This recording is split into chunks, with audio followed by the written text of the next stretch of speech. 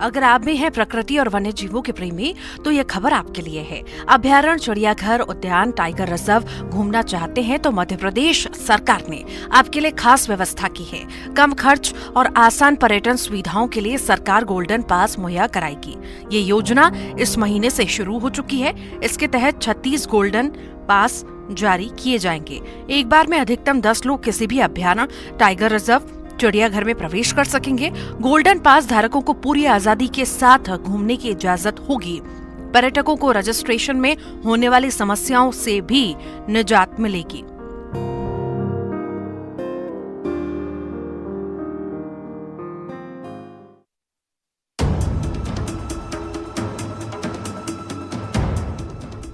धधकती आग और आसमान छूती लपटे भयंकर आग की ये तस्वीरें जबलपुर के तुलाराम चौक के कॉम्बे मार्केट की हैं। मार्केट के कुशन कवर, टॉय सेंटर सहित कई दुकान आग की जद में आ गए हैं। आग की लपटों को देखकर लोग सिहर उठे। दमकल विभाग को इसकी सूचना दी गई। फायर ब्रिगेड की गाड़ियां आग पर काबू पाने की जद्दोजहद में जुटी। बताया जा रहा है कि शॉर्ट सर्किट की वजह से आग लगी है। हादसे में किसी के हताहत होने की खबर नहीं है, लेकिन लाखों के नुकसान का अनुमान है।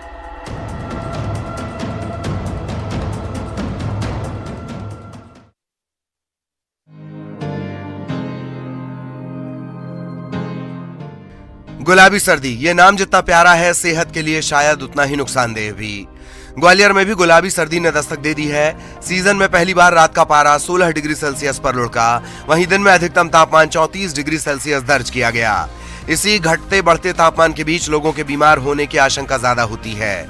इस सर्दी की आहट से यह भी कहा जा सकता है कि दीपावली के बाद सर्दी काफी बढ़ सकती है। गुलाबी सर्दी क्या है? अगर आप इसे नहीं समझ पा रहे तो हम आपको बता दें, सर्दी की ऋतु शुरू होने पर हल्की ठंड को गुलाबी ठंड कहते हैं। इसी तरह से सर्दी की ऋतु समाप्त होने पर हल्की ठंड को भी गुलाबी ठंड कहते हैं। गुलाबी ठंड शरीर को अच्छी लगती है, लेकिन ऋतु परिवर्तन के कारण इस समय शरीर के रोगी होने की आशंकाएं भी बनी रहती हैं। इसीलिए हमें इस मौसम में सेहत का ध्यान रखना चाहिए।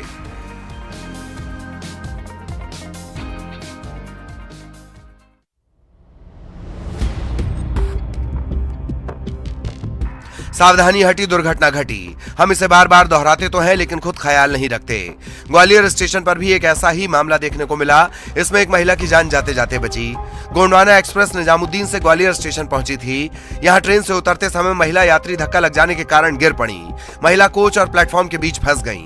यह हादसा भिंड के महगांव की रहने वाली सुनीता शर्मा के साथ हुआ, लेकिन आरपीएफ एएसआई देवेश शर्मा, सिपाही और राकेश कुमार ने तत्परता दिखाते हुए तुरंत चेन पुलिंग कर ट्रेन को रोका और महिला को सुरक्षित बाहर निकाला। ऐसे हादसे हमें हर वक्त सावधान करते हैं, सजग रहने की सीख देते हैं।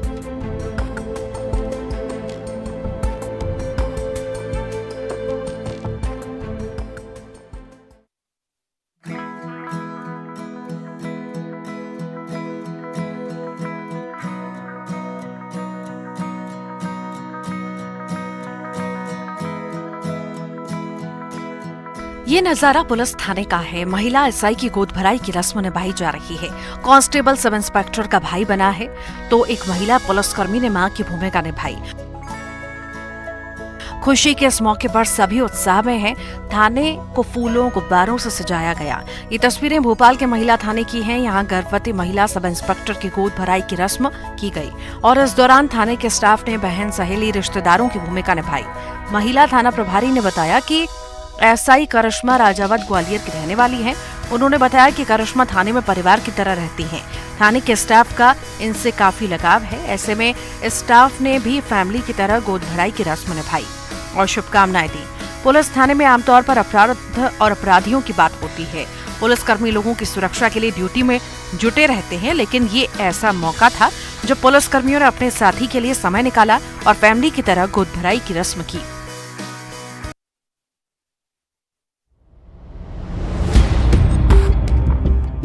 गरियाबंद में सिकासार डैम के आसपास के इलाकों को हाई अलर्ट पर रखा गया है।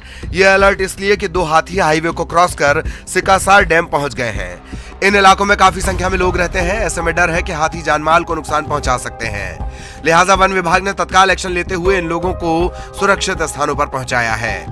पास में हाथियों की मौजूदगी के कारण लोगों में दहशत का माहौल है। वन विभाग ने लोगों से बिना गैर जरूरी काम बाहर नहीं निकलने की अपील की है। ज्यादा जरूरी होने पर पूरी सतर्कता के साथ बाहर निकलने को कहा गया है। वन विभाग लगातार हाथियों पर नजर रखे हुए है।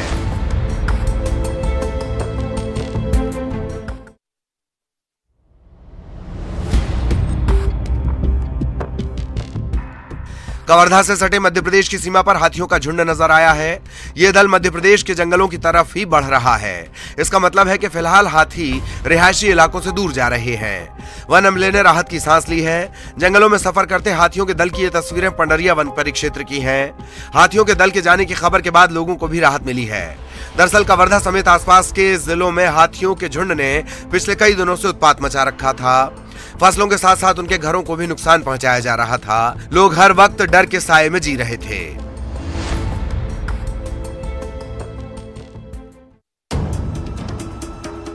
तस्वीरें देख रहे हैं आप, बड़ी संख्या में फोर्स की तैनाती है। बुलडोजर से कार्रवाई हो रही है। छतरपुर के भूमाफिया के घर पर यह एक्शन लिया गया है। शहर के छत्रसाल नगर में माफिया की दुकान पर मकान पर बुलडोजर चला है। आपको बता दें कि प्रदेश में एंटी माफिया अभियान के तहत कार्रवाई लगातार की जा रही है। खुद मुख्यमंत्री शिवराज सिंह चौहान खुले मन से माफिया को चेतावनी दे चुके हैं। ऐसे में प्रशासन का डंडा उन लोगों पर लगातार चल रहा है जो कानून तोड़ रहे हैं, नियमों का पालन नहीं कर रहे हैं।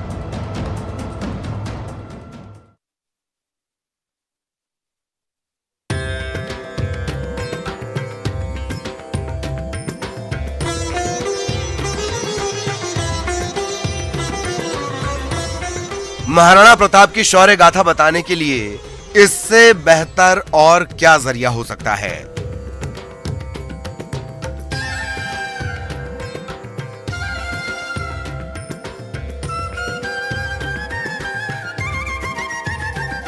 अब जरा आर्ट का ये शानदार नमूना देखिए। करीब 80 किलो की चंदन की लकड़ी से बनी 3.5 फीट की महिला। ये कोई आम कलाकृति नहीं, राजस्थान के शौर्य की गाथा कहती ये हाड़ी रानी, हल्दी घाटी का युद्ध, पन्ना धाय, पद्मिनी का जौहर, सब समाया है इसमें। इस कला को देखकर एक ही शब्द सूझता है, अद्भुत। जैसे हाड़ी रानी हो गया, हल्दी घाटी का युद्ध हो गया, पन्ना धाय का हो गया, पद्मिनी का जौहर हो गया, तो ये चीजें मैंने उसमें दिखाई है सारी। राजस्थान की धरती ने ऐसे कई कलाकार दिए हैं जिन्होंने अपने हुनर से दुनिया में ख्याति हासिल की। उन्हीं में से एक है जयपुर के कमलेश जांगिड़। इनका परिवार 4 पीढ़ियों से नक्काशी की इस कला में कमाल कर रहा है, और कमाल भी ऐसा कि इस परिवार के 11 सदस्यों को इस आर्ट के लिए राष्ट्रपति से पुरस्कार मिला है। कमलेश जांगिड़ ने भी परिवार की परंपरा को आगे बढ़ाया। इस अनोखी तलवार के लिए इन्हें भी राष्ट्रपति पुरस्कार मिला है। इस कला और इससे हासिल उपलब्धियों के बारे में कमलेश जांगिड़ क्या कहते हैं, आइए जानते हैं।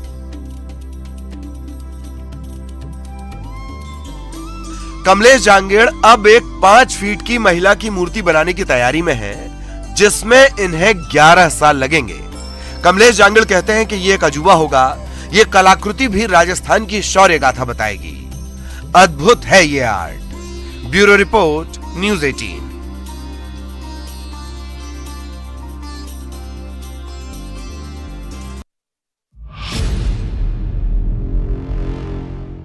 सतना से इंदौर जाने वाली बस को सतना बस स्टैंड के पास जिसने भी देखा वो चौंक गया।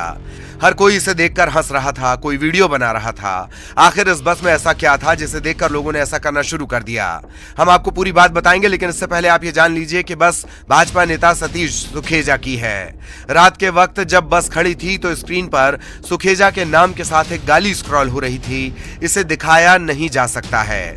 अब यह हरकत किसने की है इसका पता नहीं चल सका है। बस मालिक सतीश सुखेजा ने कोलगवां थाने में शिकायत दर्ज करवाते हुए आशंका जताई है कि यह हरकत उसके एक पुराने कर्मचारी की शरारत हो सकती है। सुखेजा ने बताया कि सलमान खान नाम के बस कंडक्टर को उन्होंने काम से निकाल दिया था। संभव है कि बौखलाहट में ही उसने ये करतूत की हो। बहरहाल पुलिस इस मामले की जांच में जुटी हुई है।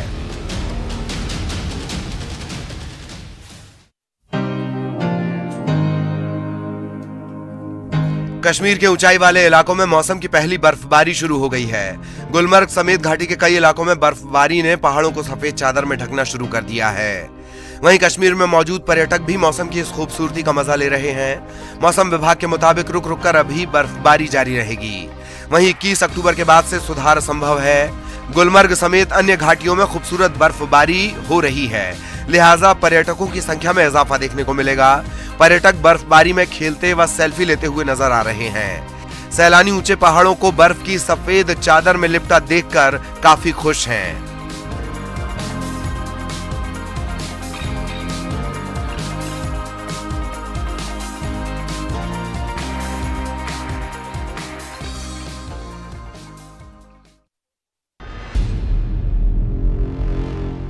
दीपावली से पहले आपकी जेब और ढीली होगी। दूध के ग्राहकों पर महंगाई की एक और मार पड़ी है। अमूल के बाद अब सांची ब्रांड के दूध की कीमतों में इजाफा किया गया है। इसके गोल्ड वेरिएंट का दूध गुरुवार से 2 रुपए प्रति लीटर महंगा हो गया। फिलहाल सांची गोल्ड दूध के दाम 59 रुपए प्रति लीटर हैं, जो दाम बढ़ने के बाद ग्राहकों को 61 रुपए प्रति लीटर के हिसाब से मिलेंगे। बढ़ी हुई कीमत भोपाल समेत सीहोर, विदिशा, बैतूल, रायसेन, हरदा, नर्मदापुरम, राजगढ़ के उपभोक्ताओं के लिए लागू होंगी। आपको बता दें कि सांची दूसरे वेरिएंट में भी दूध बेचता है, लेकिन उनके दाम फिलहाल नहीं बढ़ाए गए हैं। भोपाल सहकारी दुग्ध संघ के सीईओ ने दाम में वृद्धि को मंजूरी दे दी है।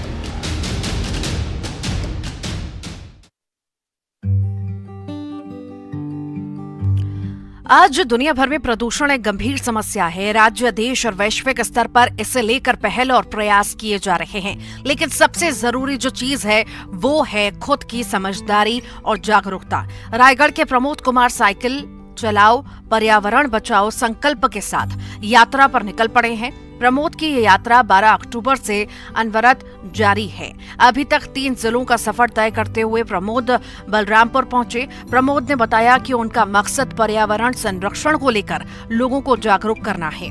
आज के दौर में ज्यादा से ज्यादा लोगों को साइकिल चलानी चाहिए, इससे सेहत भी बेहतर रहती है और पेट्रोल का झंझट भी नहीं। प्रमोद ने 2 महीने में पूरे छत्तीसगढ़ की यात्रा करने का संकल्प लिया है।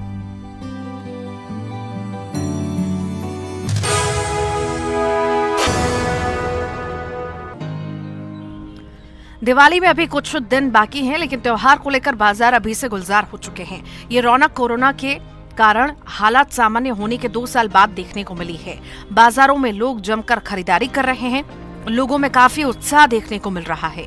कोरबा के पुराना बस स्टैंड, सीतामढ़ी, ट्रांसपोर्ट नगर, वारी घंटाघर, निहारिका के अलावा कई क्षेत्रों में रंगोली, कलर्स, दिए और साजो सज्जा के सामान की दुकानें लगी हुई हैं।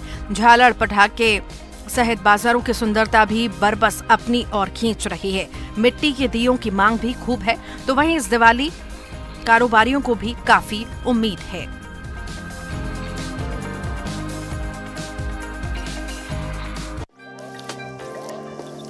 झुग्गी झोपड़ी की बस्ती में घूमते हुए नजर आ रहे हैं ये मुंगेली के कलेक्टर राहुल देव। कलेक्टर साहब कुम्हार पारा पहुंचे थे। यहां उन्होंने कुम्हारों से मुलाकात की, चाक पर बनाए जा रहे मिट्टी के दियों की कला को उनके पास बैठकर देखा, रोजी रोजगार में आ रही मुश्किलों पर भी उनसे बातचीत की। दीपावली को लेकर कलेक्टर ने खुद मिट्टी के दियों की खरीदारी भी की। इसके बाद उन्होंने लोगों से भी मिट्टी के दिए, बर्तन और अन्य सामान खरीदने की अपील की। इतना ही नहीं, कलेक्टर ने कुम्हार को मिट्टी चाक मशीन भी मुहैया कराई। कलेक्टर का ये अंदाज लोगों को खूब पसंद आ रहा है।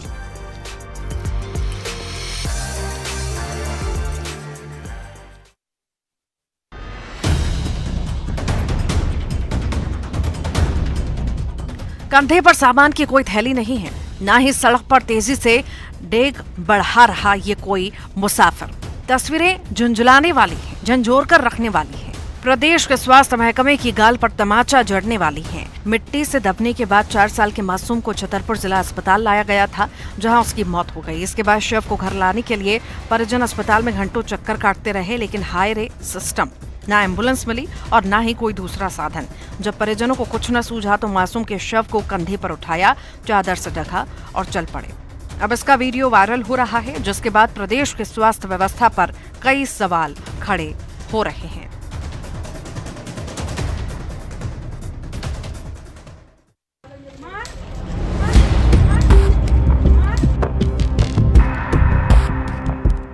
कोई कॉलर खींच रही है तो कोई उससे ही। इस बीच एक लड़की उस शख्स को थप्पड़ भी जड़ देती है और सभी एक साथ कहती हैं, यही था, यही था। आखिर हैरान परेशान वो शख्स कौन है और आखिर माजरा क्या है, किस बारे में लड़कियां बात कर रही हैं, ये हम आपको विस्तार से बता रहे हैं। दरअसल ये लड़कियां छतरपुर के सिटी कोतवाली इलाके के हॉस्टल में रहती हैं। वे हॉस्टल के कमरों में किसी मर्द के द्वारा ताक झांक से परेशान थी। हरकत करने वाला जो भी होगा उसे लड़कियों ने सबक सिखाने का प्लान बनाया। लड़कियों ने होमगार्ड के जवान पर आरोप लगाया और फिर माजरा अब के सामने है। सूचना पुलिस को भी मिली, जिसके बाद आरोपी को थाने ले जाया गया। मामले की जांच की जा रही है।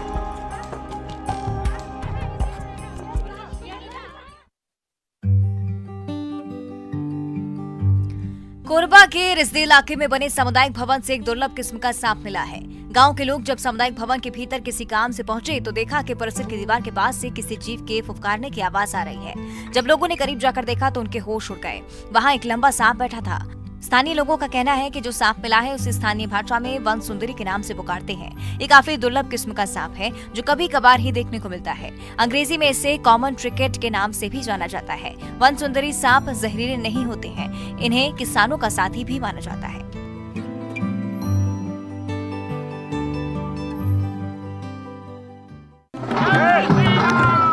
इंसानियत की अनोखी तस्वीर गया से सामने आई है, जहां एक बंदर की मौत पर स्थानीय लोगों ने हिंदू रीति रिवाज के अनुसार ठठरी बनाकर शमशान घाट के पास उसका अंतिम संस्कार किया। ये मार्मिक घटना शहर के टेकारी रोड स्थित हनुमान मंदिर के पास की है, जहां हर साल 19 अक्टूबर को भी यहां पर रह रहे बंदरों की मौत हो जाती है। वहीं कल भी एक बार फिर 2 बंदरों की मौत करंट लगने से हो गई, जबकि तीसरे बंदर का इलाज जारी है। वहीं दोनों बंदरों की मौत के बाद स्थानीय लोगों के द्वारा हिंदू रीति रिवाज के अनुसार ठठरी बांधकर अंतिम शव यात्रा निकाली गई और शमशान घाट से ले जाकर अंतिम संस्कार किया गया। स्थानीय लोगों के अनुसार बिजली विभाग की लापरवाही के कारण यहां पर बिजली का तार झूल रहा है। कई बार बिजली विभाग के कर्मचारियों को इसकी जानकारी दी गई, लेकिन किसी ने भी इसका निराकरण नहीं किया, जिसकी वजह से बंदरों की मौत हो गई और इस मंदिर के पास बंदर धमाचौकड़ी मचाते रहे और वे बेजुबान करंट का शिकार भी बन जाते हैं।